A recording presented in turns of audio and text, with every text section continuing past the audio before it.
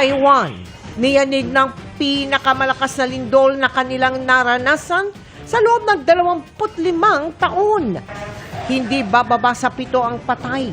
May ilang gusali pang gumuho.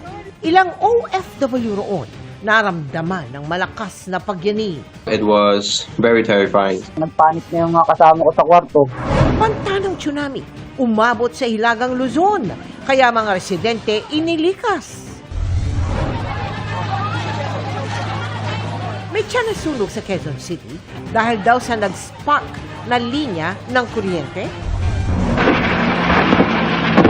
Militar nagsagawa ng airstrike laban sa umano'y grupo ng New People's Army sa Abra. Exclusive. Ilang beses umanong pang-abuso ng isang lalaki sa mga anak ng kanyang kinakasama. Nawakasan na.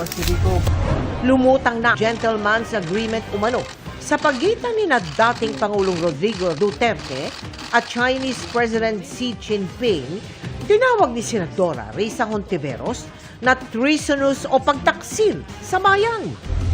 3,000 nagsisiksikan sa Manila City Jail na pang 1,000 lang ang kapasidad. Kamusta ngayong sobrang init ng panahon? Hile-hilerang mga kable ng kuryente na umabot na sa loob ng balkonahe ng isang bahay, idinulog sa inyong kapuso action man. At Alden Richards, may sorpresang hatid kay Catherine Bernardo sa kanyang post-birthday celebration na nagpakilig sa mga netizen. Live mula sa GMA Network Center, 20 taon nang nakatutok. 24 oras. Magandang gabi po, Luzon, Visayas at Mindanao.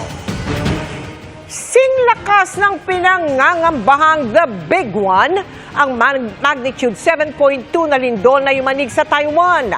Ang pinakamalakas na naitala doon sa loob ng 25 taon. Sa pinakahuling tala, hindi na bababa sa 9 ang nasawi. Mahigit 800 ang sugatan at 50 ang nawawala. Ilang Pinoy rin ang nakaranas ng pagyanig maging sa sentro ng lindol. Ang lagay ng ating mga kababayan kabilang sa tinutukan ni JP Soriano.